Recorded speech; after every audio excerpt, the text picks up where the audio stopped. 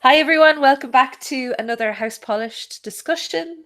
I'm here with Claire and Lisa. I'm not turning on my video today because I don't really need a record of how shit I'm feeling today, so a video record at least, so audio is enough. But you'll get to see the lovely Claire and the lovely Lisa, and we're going to be talking about probably the most divisive episode in Game of Thrones history. And yeah, so Lisa, do you want to start us off with your initial thoughts, your polished choice, your review score, all that kind of thing? So I enjoyed the episode overall. Let's put it that way. It was beautifully shot. The score was amazing. There were just some things that made me say, "What the fuck?"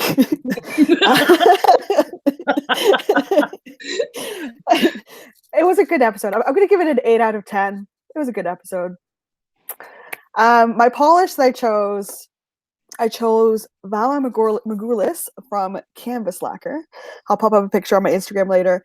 And I chose this because, yes, none of really the main characters died, but a lot of the Dothraki and Unsullied passed. So I figured all men must die. So that was my choice of polish. And Claire, how about you? Oh, yeah, you said 8 out of 10, didn't you, Lisa? Sorry, Claire. Go on. I'm bare nails. I've literally just put a base coat on and I was going to paint my nails as we're discussing. And I just picked it randomly and then thought, how can I fit this into the episode? But it is a beautiful bronze Orly called Take a Chance. So I suppose you could say that Arya took a chance. The writers took a bit of a chance with the script. I don't know. But yeah, take a chance. That's my polish for this week.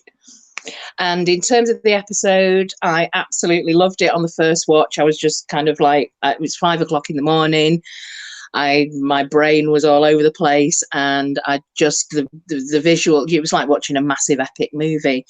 It was when I kind of let things sink in a little bit and then watched it a second, third time. I was like, yeah, there's just so many plot holes here. Even this is what makes me laugh is from about 2 seasons ago, the book readers have had to kind of go, right, two different things. I can enjoy the show and I can enjoy the books, but they're two different things. And I think that's been really frustrating for people who just watch the show, because it's like, stop banging on about the books and how different it is. And now I think show only watchers get a little taste of our frustration about how things can just go completely off track, and questions that have been built up over years and years and years that are like, so what were the White Walkers about? What were Craster's babies about? What were the Night King's intentions? And I know people have said, I mean, genuinely, I think that's it. No more Night King. I know people have said, oh, he might come back, and there might be, they might have transferred some of his consciousness into the Ravens or into Bran. I was actually speaking to a colleague yesterday at work who watches Game of Thrones, and I was talking about the episode with him. And I referred to the 3-eyed raven, and he said, oh, do you mean the 2-eyed the 2-eyed budgie? That's what we call him in our house. So that's it now. Bran is the 2-eyed budgie. I love that. That's brilliant. I'm going to defend Bran and that whole scene later. But what would you give it out of a 10 then, Claire? I would say on its own as a standalone episode, I would give it 9 out of 10 for the visuals. If any, nobody had ever watched Game of Thrones before, and you sit down and go, this is what it's like, you'd go, oh my God, this is unbelievable. So yeah, you'd give it a high score. But I have to kind of measure that with, I don't know why this is, I think this is the only episode I've ever watched where I've only enjoyed it once the first time. Every time I've watched it back since, it kind of irritates me a little bit more. So I'm not as pissed off with it as a lot of people are in the community, but I would say I'm going to say 8 as well. I'm going to go with Lisa. House polished. Woo. I'm going to go with 9 out of 10. Overall, I love it. I loved it more the more I watched it this week. And when I first watched it, I couldn't quite make sense of what I was feeling about the episode. I was so excited to see the whole Arya thing pay off. I thought the scene with Mel was one of the most beautiful scenes I've ever seen on television. Yeah. And especially when you have this huge existential threat, the aftermath of this huge existential threat where so much life has been lost. And immediately Davos, the most logical, most moral character, arguably on the show, has his hand on his knife and is about to go after another human being and take her out, just in case she's not going to die as she promised. And it's like instantly the show brings us right back into that human conflict, Yeah. the real enemy within, the pettiness, and not that Davos doesn't have a legitimate reason for wanting to take that woman out. I completely understand that, but it's like, give it a few minutes, Davos, maybe. Yeah. But it's like, and just instantly you're drawn back into that world again. And I thought, yes, there are huge issues with this episode, from plot point of views, from writing point of views, but there were moments like that went, these guys know exactly what kind of points Martin's trying to hit with this series overall, and that's one of them. That the real enemy is within. The real enemy is the enemy between human beings. Ultimately, that's what it'll come down to. And just that scene where, I mean, I've been really enjoying the memes this week of Davos all like dressed up like really young and gorgeous because he's now wearing the ruby necklace, things like that. I've been loving those memes, but I just thought that was really beautiful. And yeah, as I said, there are issues with it. The reason I would mark it down is because of the darkness, which I know a lot of people went on about. It was very difficult to see, and I don't think it's good enough for HBO to be putting out people saying, "Oh well, if you watch it on 4K," I think the cinematographer said, "Oh, you don't know how to tune your set." I'm sorry, people are at home watching their TV. They deserve, having paid for HBO or Sky or whatever on top of their whatever package they have, they should be able to watch an episode of television on a television. I'm not saying that you need to cater for every shitty television across the land, but it shouldn't be that difficult to. I don't have access to a 4K TV, so that's it. Then I don't get to enjoy it. Yeah. That seems a little bit elitist to me, and I don't think that's rewarding for any fan, whether you're in it for the books, the shows, just the show, whatever. That's not a rewarding experience. So I didn't like that. I also didn't like the director of photography in the behind the scenes episode said that he wanted to create this horror movie atmosphere from the get-go, and the best way of doing that is to hide your monster in the dark. And I thought, well, that's friggin' ridiculous, because we know what this monster has looked like since the very beginning of the series. We don't need our monster to be hidden in the dark. We want to see the monster. We know what the monster looks like. So I thought that was a bit of a weak reason for having it so dark, especially when you see how much work they're putting into the set pieces. I mean, turn it up a little bit first. That's, but anyway, that's the main reason. I could get over a lot of the plot points and still give it a 9 out of 10, because I did really, really enjoy it. I think coming off of last week's episode, it's difficult. But we've loads of people in the chat, so I want to say hello to Mackenzie, Johnny, Annie, Lisa, whoever that is, Eleanor, and Sean. AU is here. So so overall, I found very positive. I just want to say as well, I was kind of disgusted with the reaction of some people this week. And I think people presenting their opinions as facts and attacking other people for having opinions on whether they liked it or didn't like it. And it's not excusable at all. And just to say you're entitled to opinions and say other people are wrong or right, that isn't an opinion. Then you're trying to present your opinion as fact, and that's you're trying to put people down. I saw that a lot this week online. And also, don't attack somebody else's taste in entertainment. That's ridiculous. What a ridiculous thing to do. It's a fucking TV show. Get over it. So I just, in general, I just thought that especially people who liked it seemed to get get the short end of the stick this week. They seem to be attacked a lot, and it's not good. Hi Danny, how are you? So anyway, where should we start? I don't even know where to start. Can I just say something, Catherine? Absolutely. I have a 4K TV and it was still shit. So there you go. Okay. That's good to know. That's good to know. Yeah. Even with my brightness turned way up, I still could see fuck all. So. Yeah, that's not good enough. That's not good enough. Although, as I said in the stream that I did on MP's channel, I did think it was very it was really nice of Mel to turn up and switch the lights on. A couple of times she did that, so that helped a little bit. That did help a little bit. Oh yeah, I forgot to show my my polish choice, which is here. Where is it? There it is. This is, can you see that? Yeah. So my Mel nails today, and my polish choice is this one, which is like a red glowing thing. And it's called Watch Out Universe Blaze, which we probably could have done a little bit more blaze on this universe this week. But anyway, where should we start? Do you want to start with Dothraki? Guys in the chat, if you want to ask us any questions, you can ask us. I'm sure you've seen a bazillion reviews already this week. So, I mean, it's hard to talk about this scene by scene.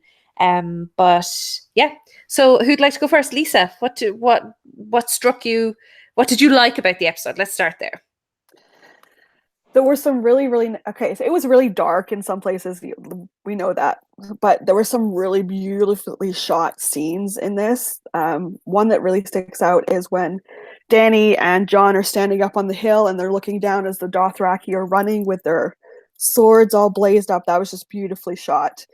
There's also the scene with Mel lighting up the trenches where it's just like reflected in her eyes. That was really gorgeous as well. And the dragons above the clouds. That was absolutely gorgeous. There was some really, really nice shots in this episode, and it almost makes up for the darkness, but not quite. But yeah. But so starting with the Dothraki, why did they have them out front like that? It just made no sense. They just charged into their death. It looked good on TV. It did look good on TV. I think that's. I genuinely think that's. Yeah, I think that's the only reason. Yeah, I mean, it was scary to see all those the blades go out as they were.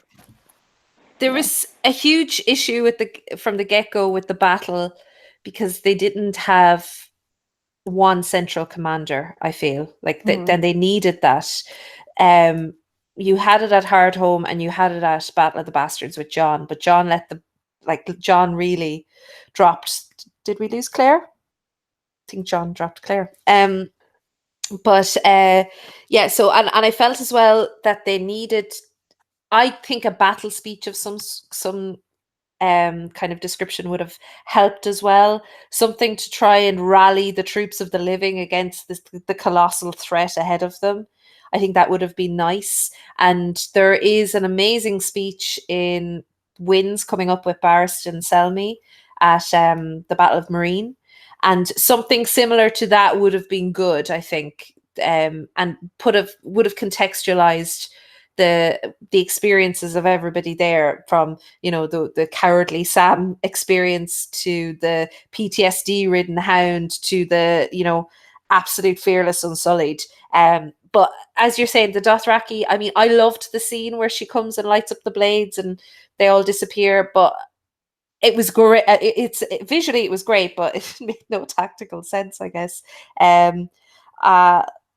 Here's Claire now. So Claire, what about you? What did you think of the opening, the battle scene? Oh yes. First of all, sorry, that was my sister consistently trying to phone me, and I'm like, I'm busy doing something, and she wouldn't stop. So I had to deal with that, and it's not even anything serious. So annoying. Right, okay. What did I think of the battle scene? The initial battle scene? Or just generally the battle? Well, just, in general, because Lisa brought it up about the Dothraki, that initial kind of scene. Right, yeah. We could do an entire discussion just on the battle strategies and what they might have done differently. and how some of it was just really unbelievable, as in, but not in a good way, that was unbelievable. Like the amount of times that Jamie and Brienne and some of the key characters just seem to be like, how on earth would you have gotten out of that? Like Brienne died about 18 times.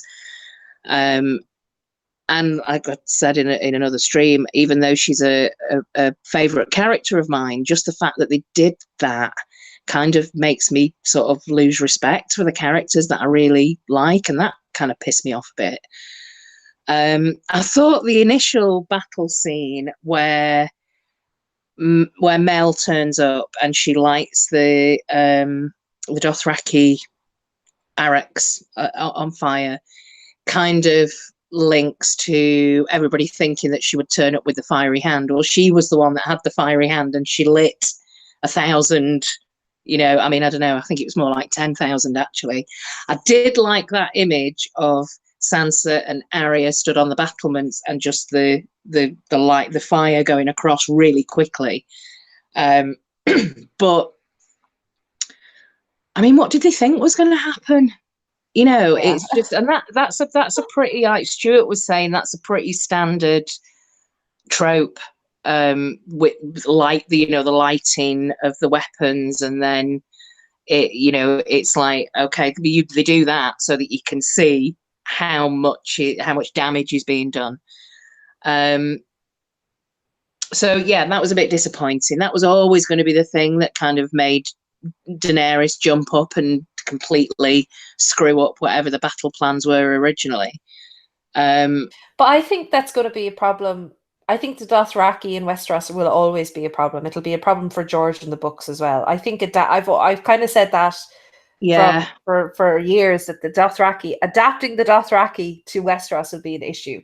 So well, I did like that. I mean, it kind of in reference back to season 1 where Robert says, who would want to meet. Only a fool would dare meet the Dothraki in open field, right? There you go. Yeah, only a fool.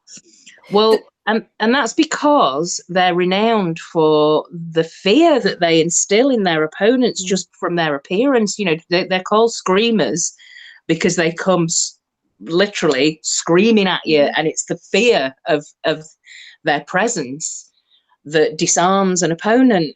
Well, that's not going to work with the Army of the Dead.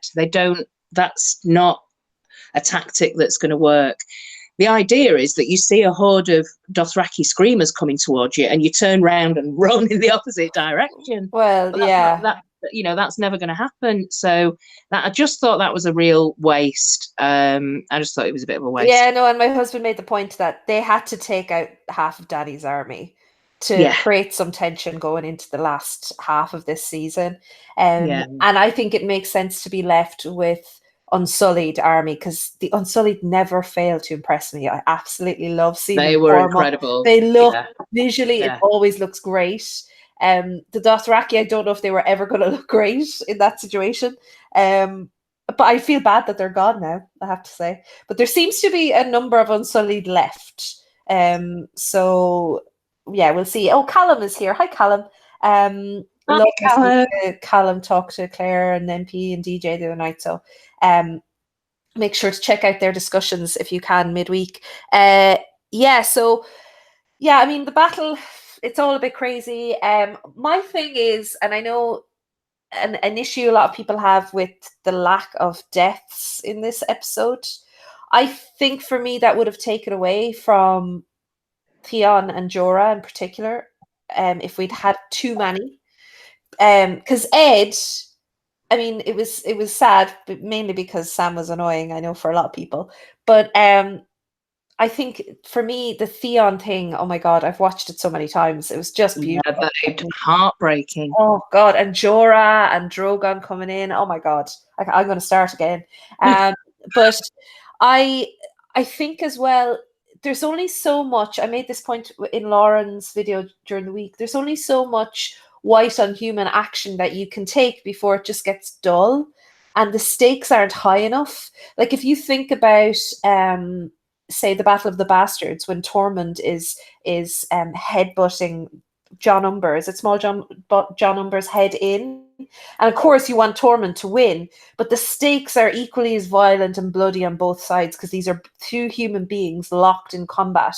And I think that was always going to be an issue with this battle, to really kind of to not get overwhelmed by the whites, like as well as an audience. Not just the people they're battling them, but the audience getting overwhelmed by the lack of stakes here, and it's just another body, it's just another body, it's just another body. I think, like, if Brienne or Jaime or Tormund in the battles to come after, it will mean so much more if they're taken out by human beings. It will seem much more wasteful. It'll seem much more tragic.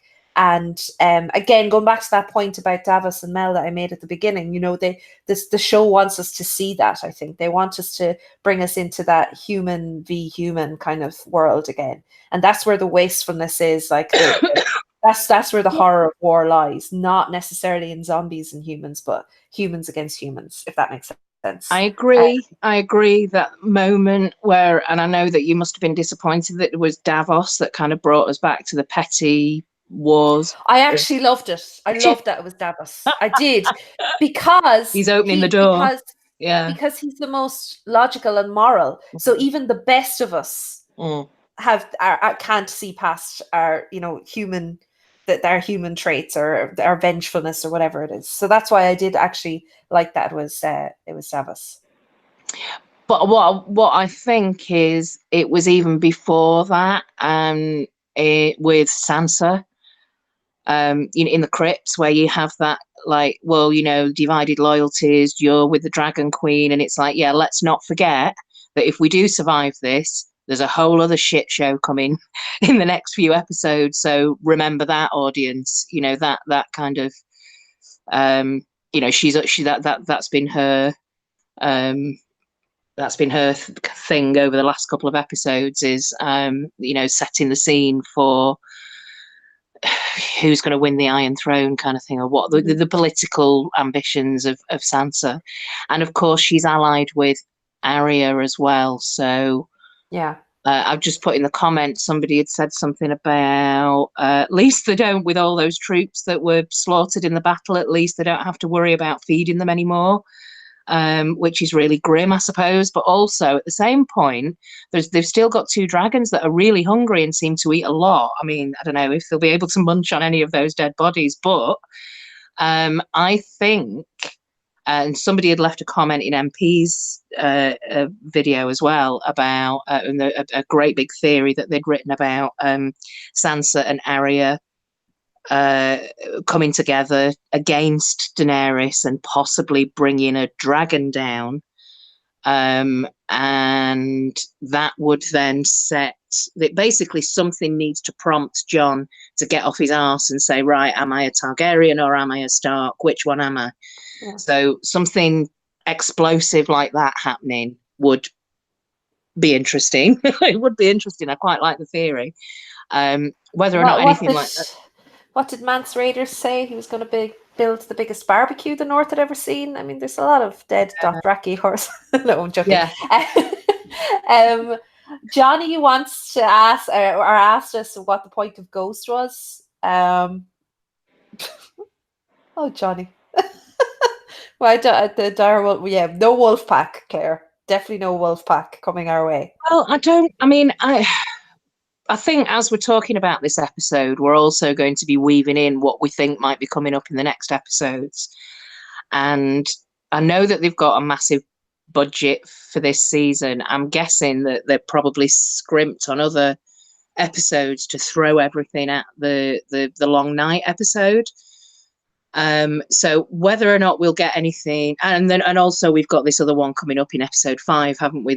Apparently Emilia Clarke has said is even bigger than the Battle of the Long Night. But I'm still hopeful that there'll be an episode where there's some travel towards the south and they have to go through the Riverlands. Ertak has said that he'd made a mistake with the casting information, and apparently Ed Muir isn't going to be in the show, which is a real shame, because I was kind of hoping that we'd pick up a little bit, maybe pick up some of the Knights of the Vale as well. Yeah, In- they were. that We could see yeah. them on their sigils on shields and things like that, but no horses. Did they eat all those Mm, horses? No Royce, no Sweet yeah. Robin, and yeah. Mm. So that she needs more. I mean, she hasn't really got those numbers anymore. You know, those. I mean, but it could be actually if you weigh things up, especially with the what's it called, a ballista that Qyburn's got in King's Oh, yeah. Landing. That a dragon. You know, Cersei's side is going to bring a dragon down. I'm fairly certain of that. Definitely. But it's whether or not we have any dragons left at the end. But also, the way things are looking at the moment, we've always thought, oh, Cersei's just going to get smashed completely, and we're all going to really enjoy seeing that as viewers. It'll be such satisfaction to see her get a comeuppance. But actually, maybe she has got more firepower, if you like, and she's got the wildfire as well. You know. Yeah. Lisa, you were going to say something there? I was just saying, in the opening credits, they show the dragon skull in the in King's Landing with the whatever it's called. So yeah, that the ballista. they're showing that for a reason. Right? Yeah. So it wouldn't be surprising if they take out a dragon when they get to King's Landing. No, I think we need to see a dragon die, and I wouldn't be surprised if we saw a somebody die off a dragon as well, because that happens quite a lot in Targaryen history, where we have a dragon rider die once a dragon falls. Honestly, wouldn't surprise me at this stage if Cersei bests Daenerys and takes Drogon out, and Dany comes tumbling off the dragon, and Cersei's like, yes, I've won. And then something else happens right at the end, and it turns out she hasn't. But, you know, it wouldn't surprise me. I just want to say hi to Sunny. D&D loves Cersei, so who knows what they will do. Yeah, that's true. And Reese, thank you so much, Reese, for coming along. I'm so sorry you're missing a brunch. I hope you're not missing a brunch on our behalf. Yeah, I mean, there's a lot of D&D bashing this week, actually, as well, which sometimes gets a bit too nasty for my liking. But the fact that they, as fans of the series, decided 3 years ago, okay, George isn't going to be finished. We are going to make Arya Stark our hero. And just to kind of stick with that, I think that's gutsy. I think you have to give them, it may not be the best written series at every time, but there is kind of, they do make choices and stick with them. And I think they brought the Arya storyline to fruition. Interestingly enough, I haven't seen a reaction to this episode as divisive as this, since the episode where Arya gets stabbed by the waif and comes back and kind of fights to survive. And interestingly, the two of them were Arya-centered kind of episodes as well that were so divisive. Just throwing that out there. But yeah, so who was your MVP of this episode? What character really stuck out to you, Lisa? What character did you like the most? Can I have two? Yeah, absolutely. Theon. Yeah. Did such an amazing job protecting Bran from the Whites. It was just seeing him command his Ironborn and all the Whites that they took out, and that whole scene was really, really just Theon. And the dragons fighting, overhead and everything. Yeah, so. It was just, I don't know, it was just so much going on. It's like you can't take it all in on one watching. You have to watch it a couple of times. So Theon, definitely, the way he went out and Bran telling him he was a good man. Like, I'm choking up again. Like, come on. Yeah. I know. It was just, he redeemed himself in the end, and he had his arc, and it was just, yeah. So definitely Theon, and I'm going to say Arya too, just because I know there's a lot of people who hate this whole storyline with Arya, but it's nice to see some badass women on TV. Yeah. Yeah. So also, I kind of made the point during the week, how many shows like, how many people would have done that? How many people would have given the kill to Arya Stark without George's books? You know, like, how many of them would have given it to John or Danny, for instance? I think it's quite brave to give it to Arya. It's yeah, I mean, I have a big thing that I could say, but I'll let you go first, Claire. Your MVP. Well, first of all, can I just ask you what MVP means? Most valuable player.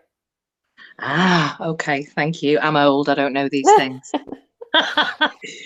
Most valuable player, definitely. I think I'm going to agree with Lisa. This is why we're all in the same house, you see. Yeah. Theon, definitely. I had just that, that broke my heart, that scene. And you know what made it just something that didn't quite sit right with me was after everything.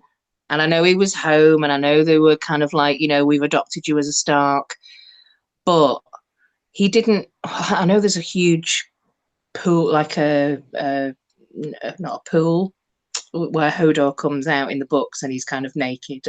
It's pool by the Godswood, but he didn't die anywhere near the sea or by water, and it was just like, there's something kind of like doesn't quite fit with his Ironborn heritage for him to die where he died so heroically. But and then again, maybe it is just forget about the Ironborn. He's now been accepted as a Stark, and that's why, you know, he's, as long as he hears Bran saying you're a good man, then everything's fine. But the actual scene itself, especially the acting and the physical, his performance was incredible. That I just got that shot in my head, that aerial shot of everything around him, and Theon just kind of with his leg bent over, just kind of barely able to walk, but he still defends Bran, and he still uses every bit of his adrenaline to kind of do what he needs to do.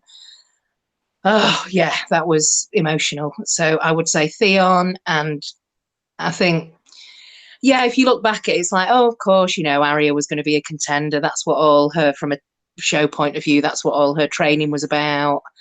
But I've also heard somebody else this week say, why would she have been that bothered, Arya? Why would she have been that invested? Like, she hasn't been around to really kind of know what sort of, she's never seen the White Walkers or the Night King before. And, you know, yeah, he's supposed to be the embodiment of all, because all of a sudden now he's the god of death, isn't he? He's not just the great other in the religion of R'hllor, or the Night King, or in the legend of the North and the Wall. He's also now the god of death. And of course, Arya was going to take out the god of death. And that's one of the things that I think, when I watched it for the second time, I was like, oh, it's actually really obvious that Arya is going to do this. Even though when it happened, and I watched it, I was watching it for the first time, that was a complete shock out of the blue. I knew something was going to happen, but I definitely didn't think it was going to be Arya just kind of dropping out of the sky. But I agree with Catherine. This is it's good to be able to present a story like this with female characters, that because it's not just Arya, you've got Arya, Daenerys, and Melisandre. Those three key players were all female. Lyanna. You know, it was driven like that. I mean, yeah, there's a lot of people this week, oh, this is just a complete way of pandering to like liberal no. social justice warriors. And no, this decision predates that. And as you said, Lisa, Lyanna, I mean, I said that in Lauren's episode the other night, that Game of Thrones is still one of the few shows on Earth that can have an 80-minute episode and a giant crushing a child to death is barely talked about. So I mean, you know, they're still able to pull off things like that you'd forget about. I do have so the reason you can't see me this week, folks, is because I look horrendous. And I'm just on my last chemo, but I did like I did put together some ideas for my most valuable player, who I am going to put forward as Bran Stark. And I know, but there is a reason. Now, if you can put up with me reading for just 2 minutes, I'll put this argument forward. I will let the chat decide, because I don't want to bore you guys. But I will try and defend Bran, because the purpose. Do you want to hear it? Will I go? Just to remind everybody, you're talking about the two-eyed budgie. The two-eyed budgie. No. Okay, I want to hear this. Okay, I want to hear this. so, yeah. I had to write it down because when you're on chemo, you kind of have chemo brain. You like drop stuff, so I had to write it all down. Okay, so episode 3 spotlighted, ironically, given how dark it was, the conflict between free will and determinism. This has been alluded to throughout the series across all species, realms, ages, genders, races, etc. And Martin explores ideas concerning determinism through the subverting of prophecy and through the characters' and audiences' expectations of prophecy. For instance, free will appears to be an illusion when prophecy shadows one's life, like in Cersei's case. In contrast to this, free will is presented as being central from the beginning of the series, with Bran's choice to break his promise to his mother and climb the tower, only to be met with Jaime and his choice to throw Bran from that tower. Without these individual choices, none of the events of the series unfold. But it could be argued that these choices were not choices, but rather determined and destined based on instinct and the need for survival. So when we come to season 8, for the Night King, free will doesn't exist. The individual is unimportant unless it's a precious White Walker who controls his zombies, because that seems to be the only reason the White Walkers didn't get to do any battle. Because the individual and free will is easily combated by his white army, he fails to see it as a threat to his existence. In contrast, Bran as the three-eyed raven has the benefit of seeing all of the past and the past lives of all of the individuals around him. So he can determine, based on observing Arya's past, for instance, what choices have led her to this point in time and what choices she will likely make in the event the Night King comes to kill her brother. This whole series is about cloaks and daggers. Bran sends his consciousness out of Winterfell to cloak his dagger and to hide the most important individuals around him from the Night King, who we must presume is a Green Seer as well. The Night King knows who Jon and Dany are, and so do we as an audience, because they both adhere to hero tropes. But Arya is a complete faceless person to the Night King, and the perfect dagger to take him down. Ironically, the Night King and his army of faceless troops are brought down by a faceless person or faceless man. Incidentally, this was already foreshadowed in the dress rehearsal that was Littlefinger's murderer. A man who was famed for reading human behavior and determining how people would react in certain situations, for example, with Ned Stark. Without Bran the three-eyed raven interfering, Littlefinger may have succeeded in manipulating the choices of the Stark sisters like he did with the Tullys. But like the Night King, key information was cloaked from Littlefinger, and Bran and Sansa revealed their dagger that ended his life via Arya Stark.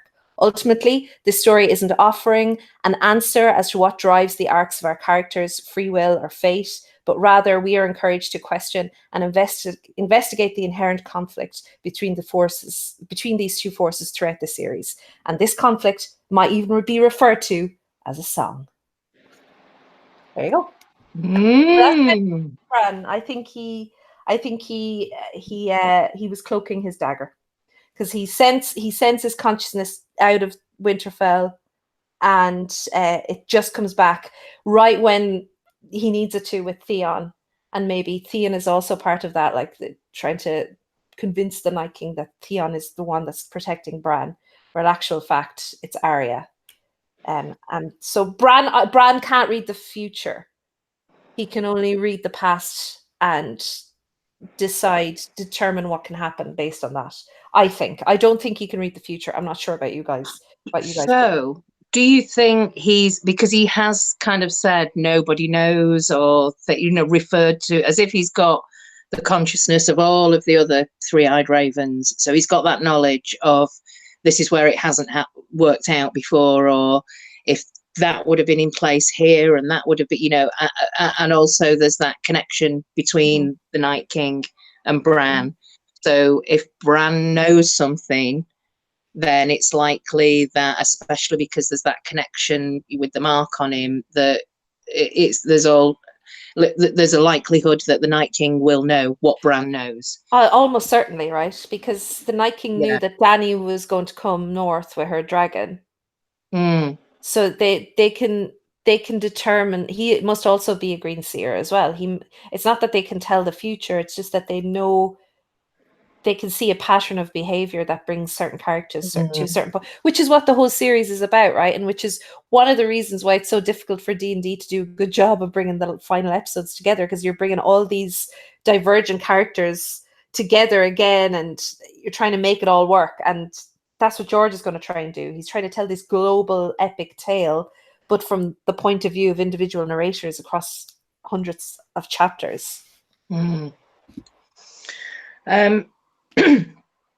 Yeah, I like your reasoning there. Defending the budgie. Defending the budget, yeah.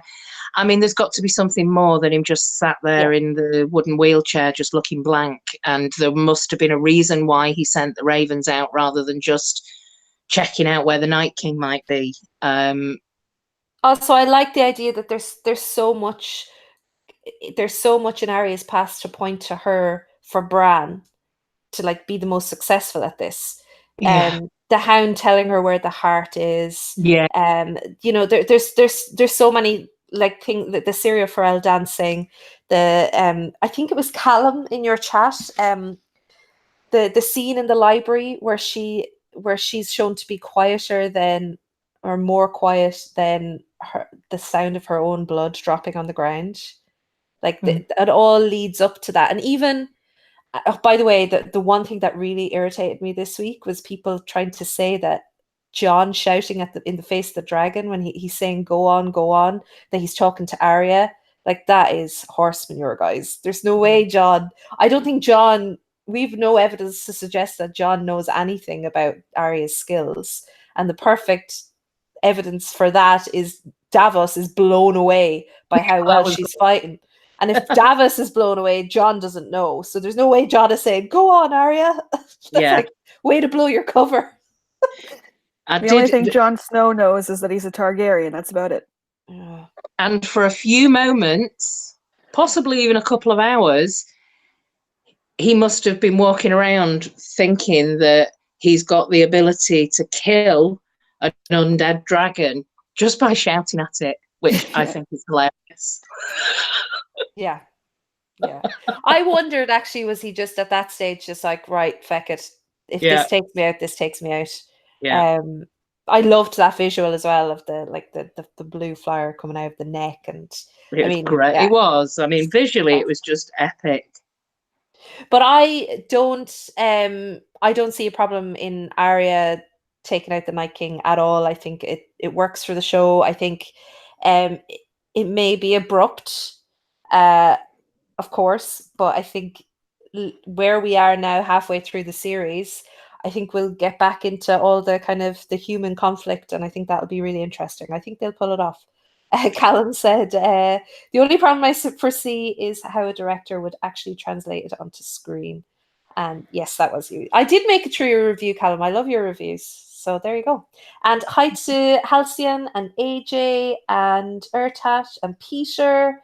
And did I miss anyone? Did I say hello to Reese? I hope I did. So, yeah. So, anything else that you do like? So, basically,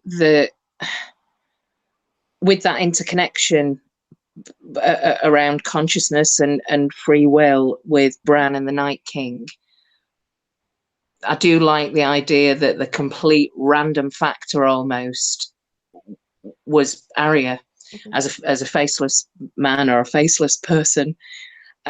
Which makes sense. It does make sense. It's because actually, as book readers, there is always that thing about the faceless men of like, oh, the idea of this is really interesting. You know, this faceless guild of assassins and the history and the god of death, or all that kind of stuff. It's interesting, but also it always poses that problem, that like consummate problem of anybody could be a faceless man. It really is that kind of random factor of anyone could go, oh, by the way. So you never know where you are with the faceless men, and you never know who may or may not be a faceless man. And yeah, the Night King probably just didn't think about Arya at all. No.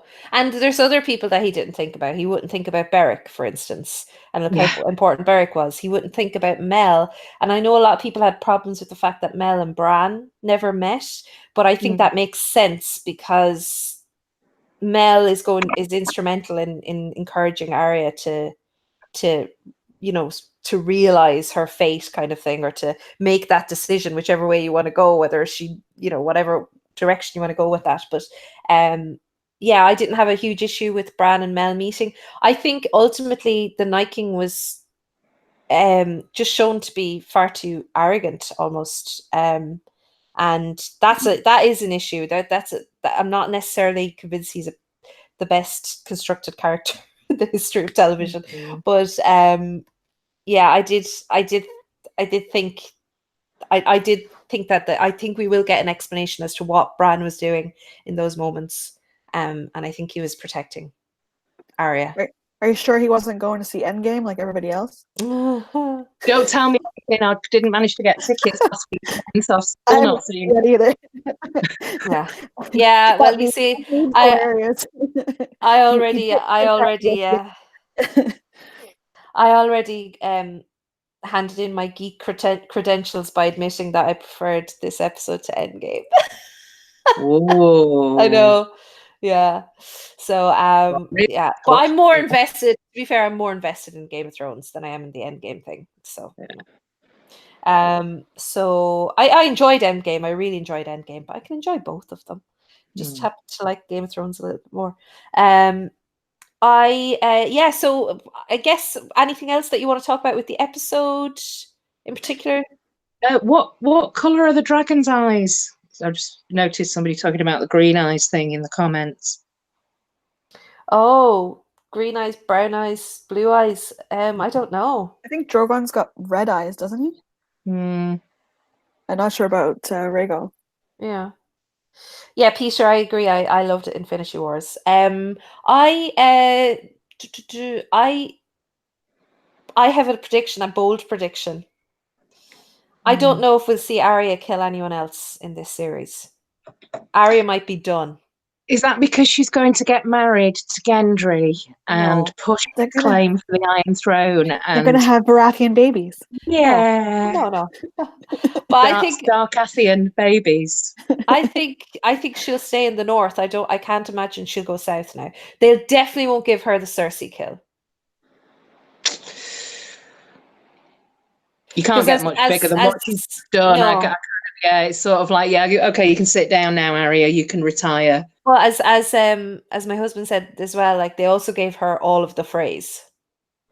So you don't get all of the Freys, the Night King and Cersei. Sorry, that would be ridiculous. So I can see her staying in the north. But maybe I'm wrong. Maybe she will continue killing, but I don't know if she'll be part of the Clegane Bowl or anything like that. I'm not sure. I'm not sure how that's going to go down. Sorry, we had a question there, and after losing it, my brain is not working. Reese is wondering, did Arya come from her trampoline? Yeah, maybe. I don't know. That was a pretty epic move. I had a question there, and it's gone. I don't know where it's gone. Anyway. Oh, here it is, Airtouch, yeah. The most important question is Daenerys or Drogon wildfire proof too? Probably not. That was a silly bit of a scene with Dany and the Night King, the burning of the Night King. But if she hadn't tried, people would be complaining about that too, right?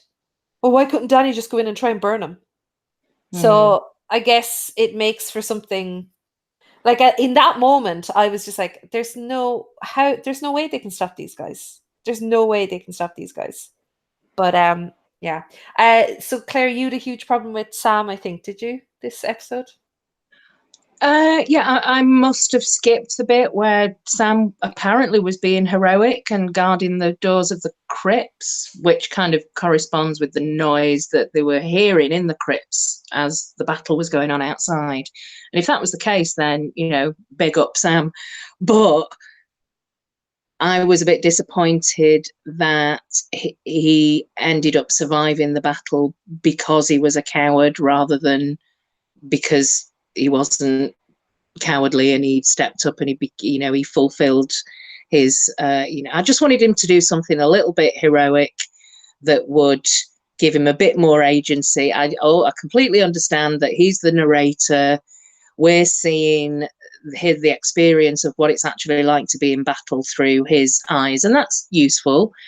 Just stopping and pausing for 3 seconds and looking around and seeing the horror around you. But I just think, how's he going to feel about the fact that actually it was his fault that Ed died? It's just, I wish he'd have done a little bit more. But I'm glad he survived. I am glad he survived. There were more. I was expecting more people to die. I just want to pick up on a comment from Halcyon here. The showrunners have always strongly preferred and talked about the non-magical supernatural. They've always strongly preferred and talked up the non-magical supernatural aspects canon of Song of Ice and Fire, Legendarium, to take inspiration from for this show. I think what they've done is they've gone, right, we have to somehow, come to some kind of conclusion about the magical aspects of the show. But actually, the thing that we feel more comfortable about is the Game of Thrones, you win or you die. And actually, the TV show is called Game of Thrones, not A Song of Ice and Fire. So as much as I'd like to think that those themes are going to be picked up again before episode 6, I don't think they will. I don't think the Night King's going to appear. I don't think there's going to be any more. I think that's just, as somebody said the other day, so the Night King has lived thousands and thousands of years just to miss by a few days Clegane Bowl, and so I think I don't know if it's a budgetary thing or whether it's just like, the magical supernatural things, we know it's there in the books and we have to kind of reflect it somehow, but actually it's all about the Game of Thrones. That's what people are here for. That's the title of the show. So we'll stick to the kind of non-magical supernatural things, and I think that's what they're going to do for the rest of the season. It is kind of funny because I see what you're saying, Halcyon, and you, Claire, but at the same time, D&D gave us a Night King. George hasn't given us a Night King. So they have given us, in weird ways, they've given us more magical elements than George has in some ways. But I think where it's hurting them is they're not mixing the magic with the real in the places they should. For instance, I am now entirely convinced that George said to them, we take care of the long night, and then at the end of this story, we're left with Cersei and Euron as the main villains. And because they didn't make Euron, they didn't give him the supernatural kind of villainous character he has in the books, Euron looks too wishy-washy to be the villain that we should be left with in the end. And I think that's a huge issue. So they've kind of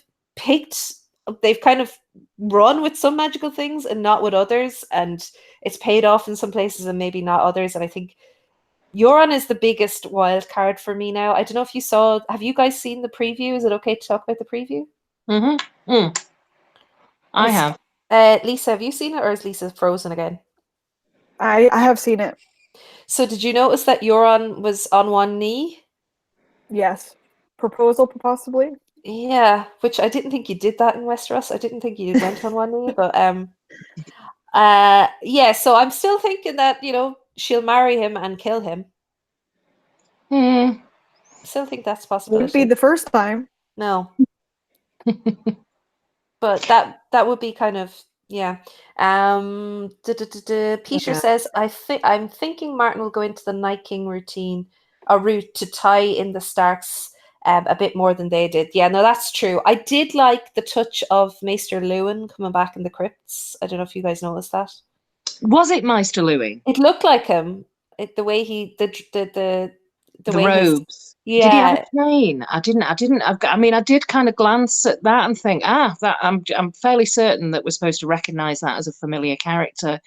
And now you've said it, it he did have sort of Meister's robes on. They were a bit It dusty. makes And no sense to bury him in the Stark crypt, yeah, exactly, but I think it exactly. was supposed to be him.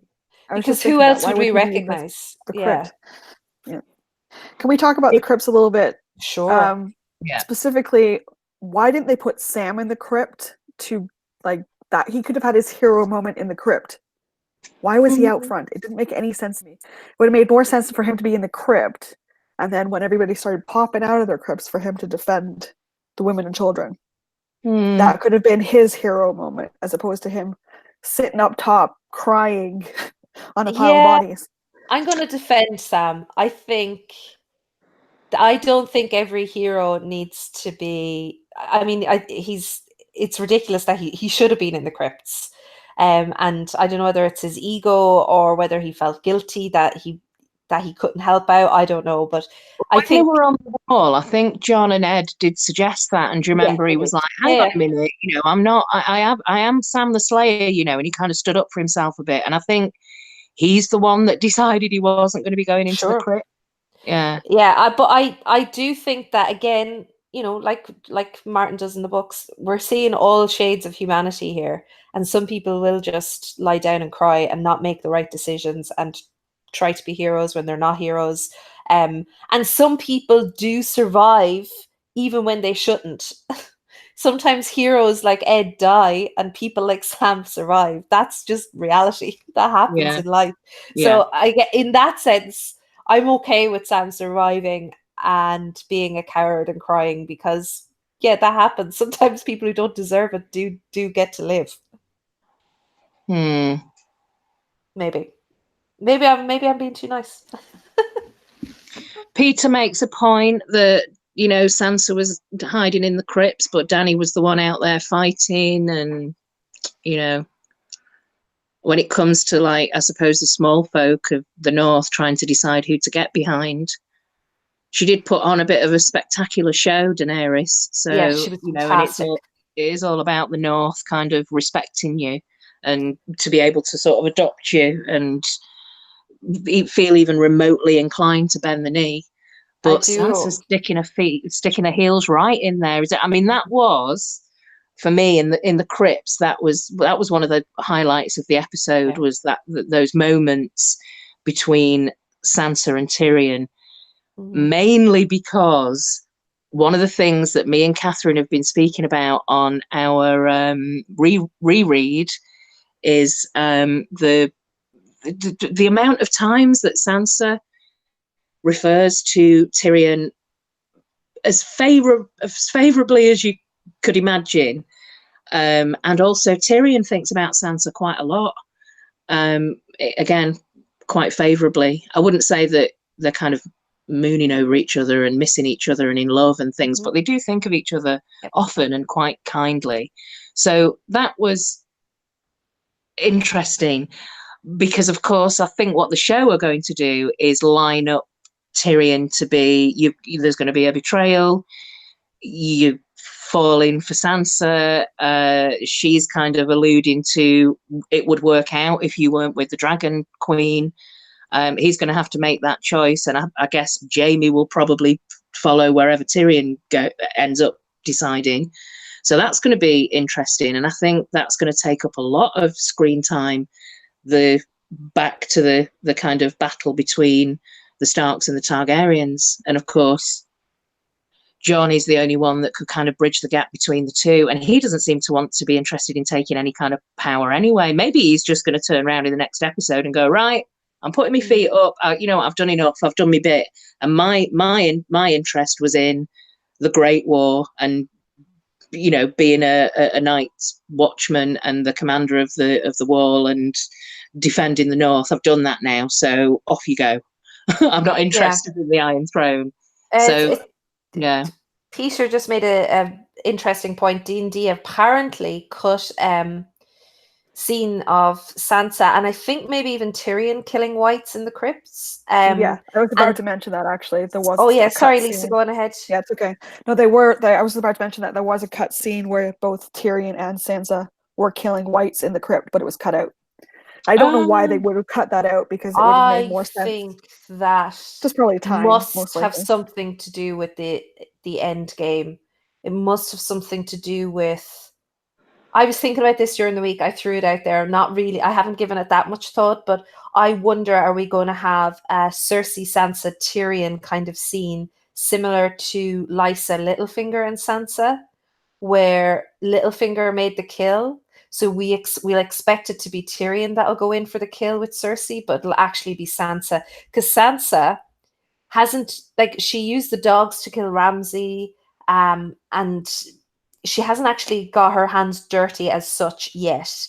I was surprised that they showed us Dany actually getting in there, but apparently that was something that they really wanted to show us. The fact that they're holding back and not showing Sansa do that, maybe in order to build in shock later on into whatever else she does. But yeah, that'd be interesting. AJ's definitely not okay with seeing Sam in peril so many times, and would have liked a bigger death count. I'm okay with it. I think the deaths might come. They'll mean more, I think, if they come later. Maybe. Did you guys see the interview with Emilia Clarke on what show was it? It was one of the Kimmel? late night talk shows. Kimmel, there you go. Yeah. She is saying that episode 5 is even bigger. The battle is even bigger than this one. Mm-hmm. So that's maybe where we get all of our deaths that we were expecting in this one. Yeah. I think I don't know if they've been holding on to a massive battle, but potentially, I guess. Who knows? After this episode, I'm kind of like, all my predictions have gone out the window. I don't know how you guys feel, but it's like, I don't know where they're going next. So much for my whited Gendry, and I thought that was going to be Arya's big moment, but no. Don't forget, Catherine, you have to apologize to Dany.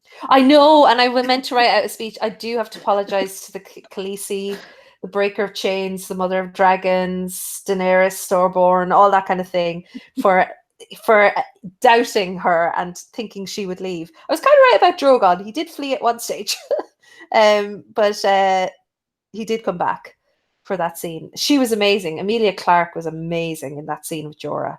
Amazing. Oh, well, yeah, AJ's saying in the comments, hold fire, AJ.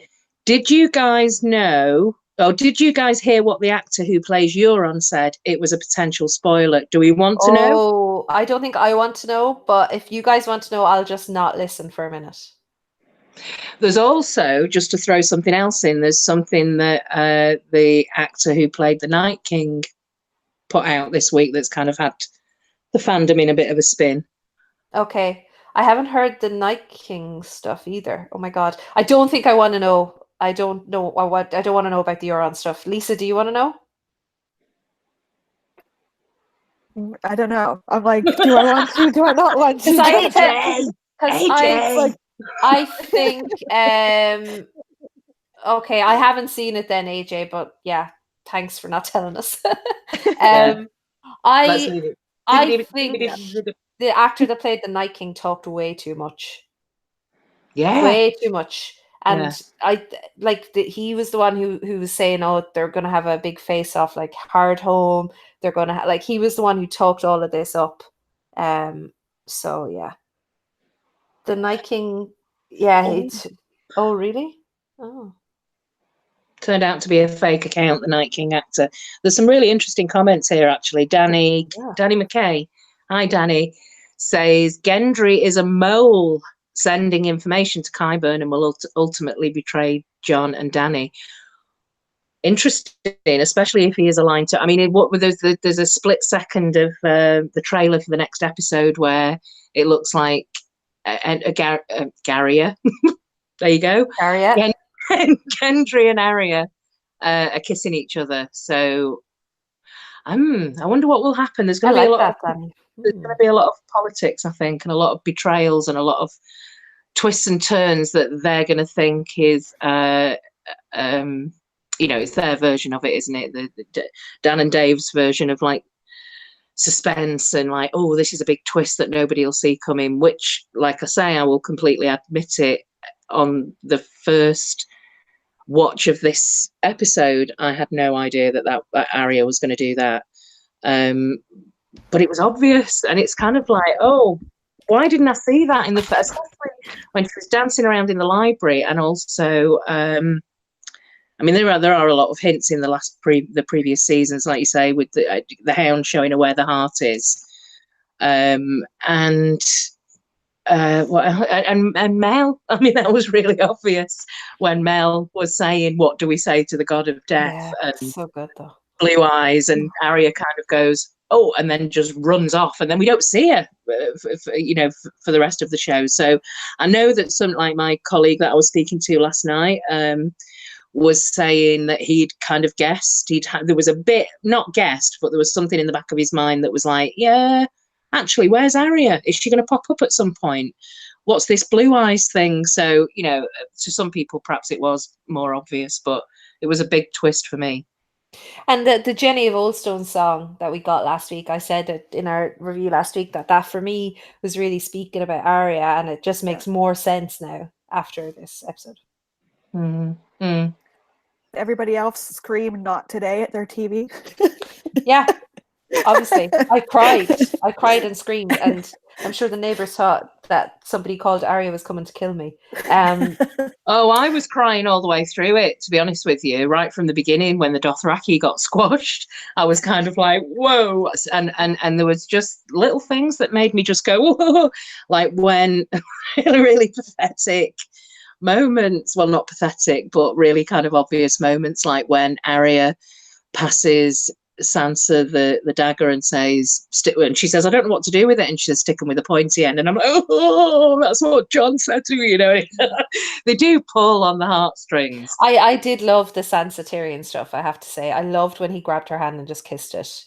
I'm not beyond shipping them now as well, but I'm shipping her and John and Tyrion, and I don't know. But anyway, AJ says, I think something big is coming with Tyrion. His attitude in this episode really suggests something coming up with his character, possible betrayal. I think so. I'm not entirely sure how it's going to go down. I'm kind of more interested in the fact that Varys is alive. There's a reason that Fecker's still alive, because he hasn't been doing anything for episodes and episodes. And I wonder, is he going to put Sansa and Tyrion forward as the best possible rulers? Because in a world where we don't have the threat of a long night, will we need dragons? And do we need mad Targaryens? And, even brooding ones like John? I don't know what Varys can go either way, Varys is all about the common people, creepily siding up to that scarred little girl, his new little bird. Yeah, I mean, yeah, I think definitely come getting a twist with Tyrion. What do you guys think? Because we have another third holy shit moment, like Shireen's burning and hold the door. So I think the third moment is probably going to be around Cersei's death in some way, and something to do with Tyrion. But I'm not entirely sure. You mean Arya killing the Night King wasn't the third holy shit moment? They got 3 holy shit moments from George that are going to happen in the books. Oh, okay. And Shireen burning, hold the door, and then the other one which they haven't revealed yet. Okay. So the Arya thing was D&D. That isn't a George storyline. That's a D&D storyline. Her taking out the Night King.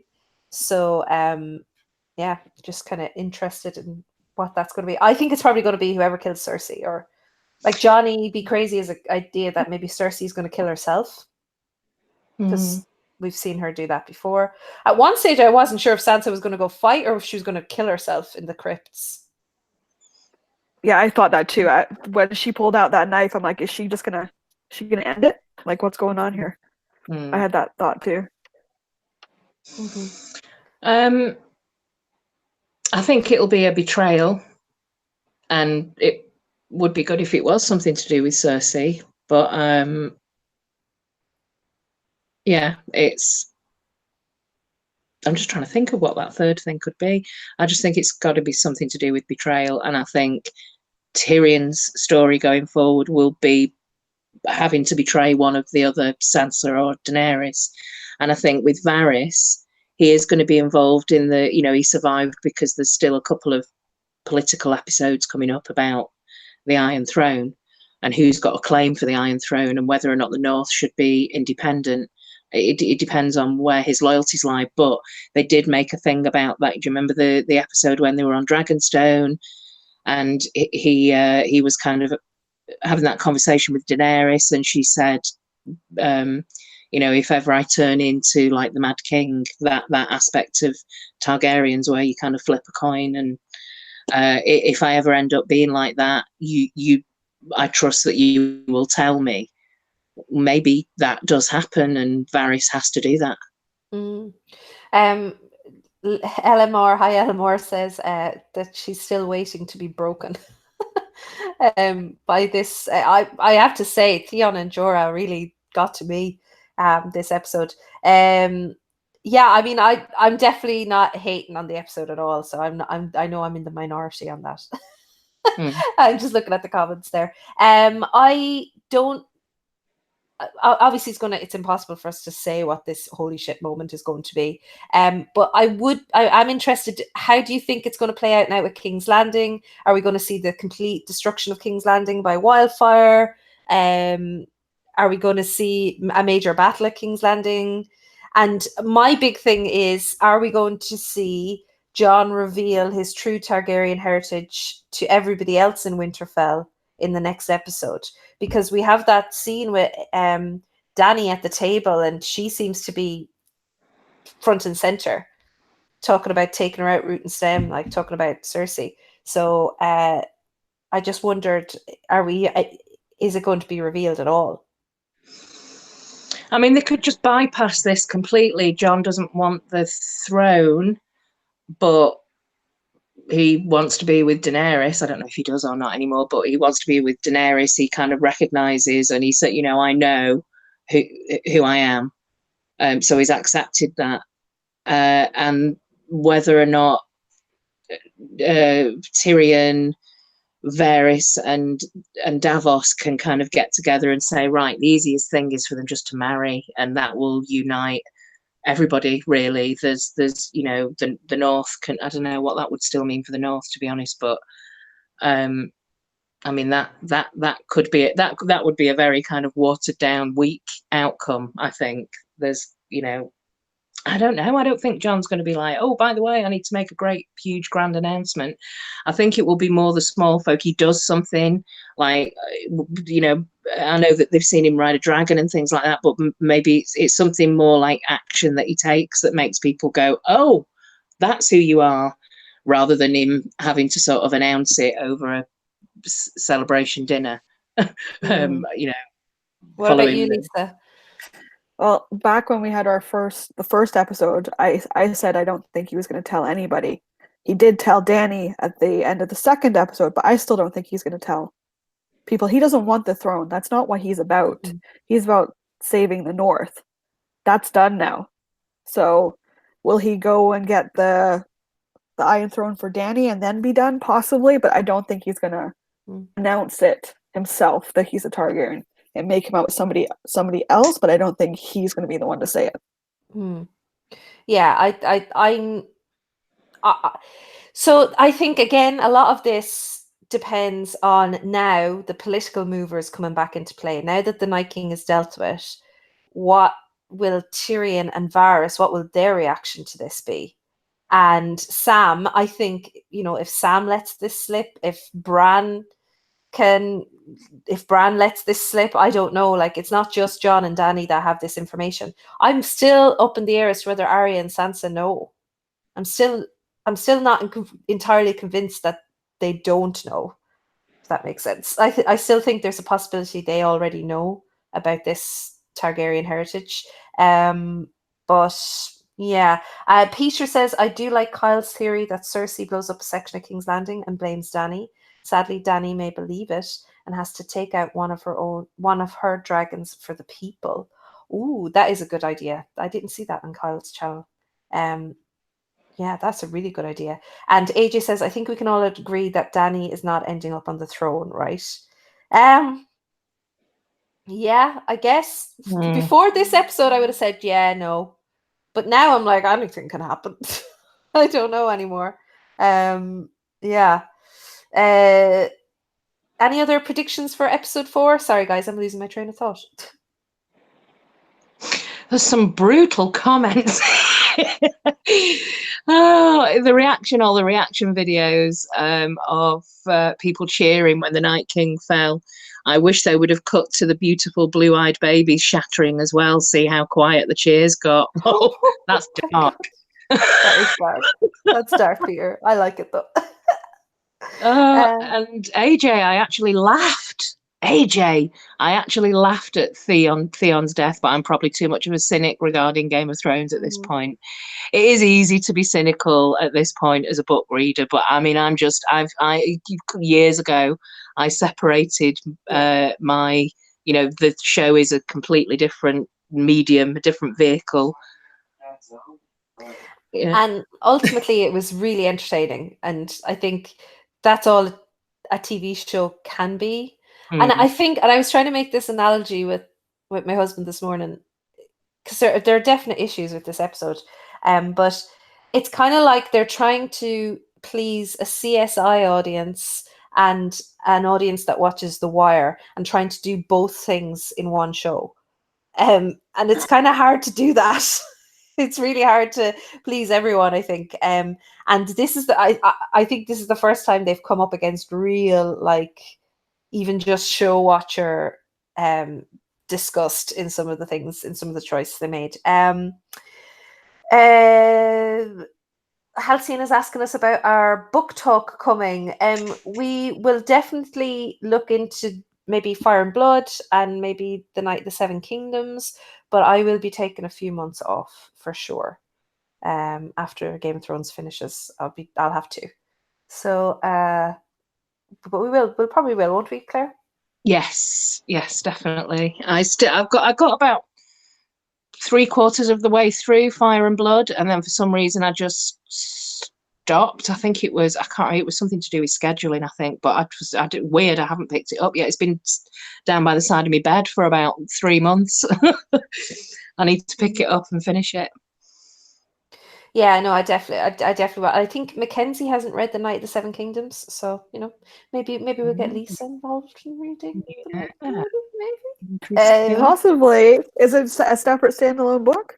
Yeah, it's about Dunk and Egg, and okay. So it's prequel kind of set of prequels. They're graphic novels and novellas, so they're short. They're not like, they won't demand too much time.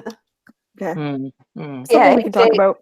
AJ, I definitely agree. Seasons 1 to 4 were The Wire, and seasons 5 to 8 are more like CSI. For sure. Just want to throw in, because I don't think we mentioned him, and just thinking about Daenerys as well. Jorah. Now, I mean, we did predict that if Jorah goes, that'll leave her feeling more isolated and paranoid than ever. So it's really setting up a nice little, seething political hot pot going on there. So it's, I'm gonna enjoy watching that. I think she's just going to unravel completely now that Jorah's not there. I still think Varys could be instrumental in maybe turning the Golden Company against or towards Dany's side. That could still happen, because he has Braavosi connections that he might be able to exploit there. We also have Bronn is still in play, which could go anywhere, but I still think that Qyburn is betraying Cersei in some way, or that is just a Qyburn plot for some reason. But yeah, Jorah, as Ertach said, Jorah died in the arms of the woman that he loved. I'm hurt. They were his last words. The Golden Company are under the employ of the Iron Bank. Yeah, Mhm. I still think though there's there's certain characters they can drop and they don't necessarily need to go back to them. And I know as soon as I say this, I'm going to sound like an idiot, but I feel like they can't really drop the Illyrio stuff, right? That needs to come back into play again. Mm. Maybe I'm wrong, but I feel like the Illyrio Varus stuff never was resolved ever. No, it wasn't. And if they've been telling us, like, especially Macy in particular has been saying you need to watch the first series. Like that was in the first series. Illyrio was in the first series a lot, and we had that connection with Varys in the first series. I think you can get away with dropping Sweet Robin and Ed Muir, but that I don't know. Maybe I'm wrong. I don't know. Do you think we will see Asha, Queen of the Queen of the Iron Islands, possibly? But will we see Asha and her fleet, and will we see anything of Dawn again before the end of the season? Sorry, I got distracted by Callum's question. Yes, I think we will see. I think we'll see Yara again. Mm-hmm. I mean, but yeah, Lisa, sorry, go on. That's okay. I was thinking, I mentioned it in one of our messages. What do you guys think about Dario and the Second Sons? Now that half of her army's been decimated, will she try and get them guys to come over? Yeah. I don't know if that's like that whole plot's been closed off, but something to think about that she might possibly bring over. Needs more numbers, definitely. I'm just wondering where they're going to come from. I mean, she could have a giant wolf pack, Yara and her Iron Fleet, or her half of whatever's left. She could have some fighters from Dawn, because you remember, yeah, there is still some support, I think, in Dawn for Daenerys. There was that episode where Varys and the Queen of Thorns turned up there. As you mentioned that, just to answer Callum's question, unless I'm completely forgetting how the Crown quashed their debt, that's exactly how they did it. They stole everything from the Tyrells and gave it to the Iron Bank, because when they attacked the loot train, they sent on the money ahead to King's Landing, so that part of the loot train didn't get attacked. So Dany really only destroyed food.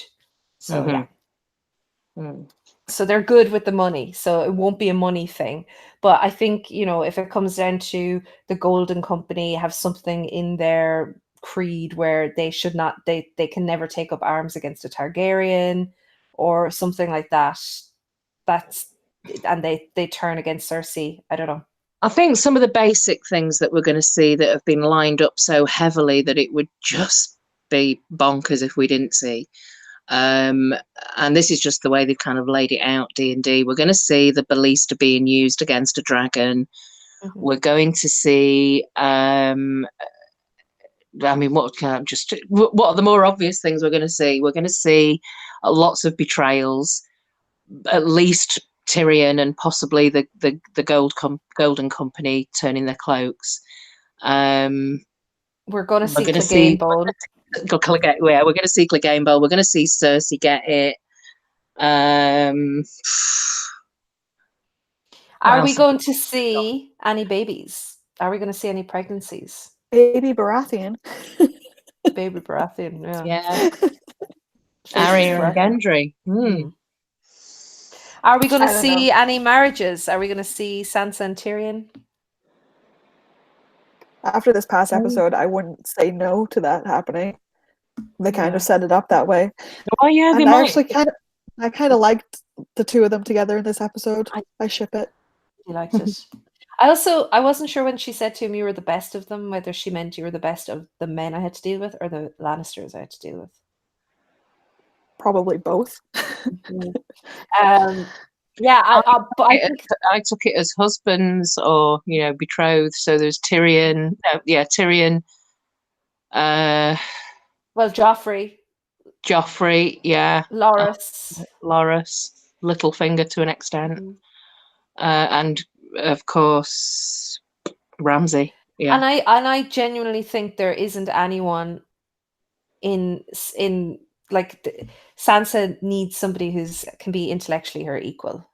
Mm, I mean, you know, Dany likes her bit of rough, and she's fine with that.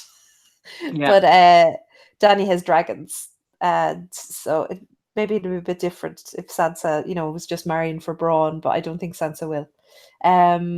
Yeah, so I think we're going to see, as Halcyon said, we're going to see lots of shock and storytelling. I think so. Mm. Whether for good or bad, I'm not sure. But do And you guys have any wildfire, final? definitely wildfire again. There's Mhm. some obvious stuff that we've got to see before the end. AJ doesn't like Sansa. Intellectually, hot pie can make a decent bread, I think. So you know, it takes some sort of intelligence. I so any other final thoughts, you guys? I think it's just going to be a slower episode the next episode. There is going to be something massive and explosive going on in King's Landing in episode 5, and who knows how they're going to wrap it up at the end. I don't know. Maybe we'll have more of an idea when we get to the end of the episode 5. Yeah, Peter, I don't know if you saw me saying that before, but I have definitely I mean it's not the most unique idea in the world, I'm sure, but I do like the idea of Bran potentially being the Valancourt and turning Cersei mad. That could be a possibility.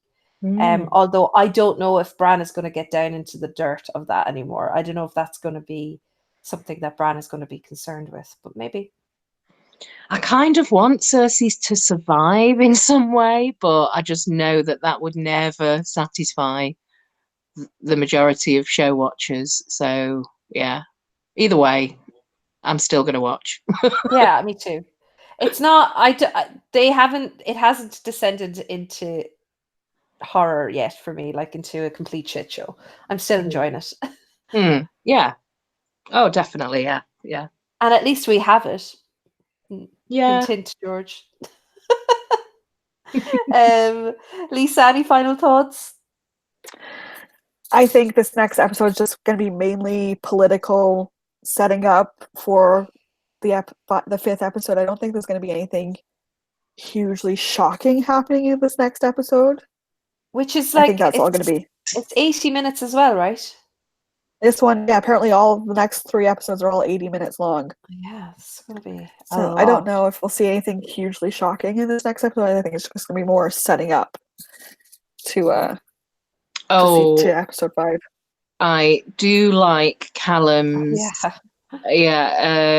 he thinks the final scene's going to go.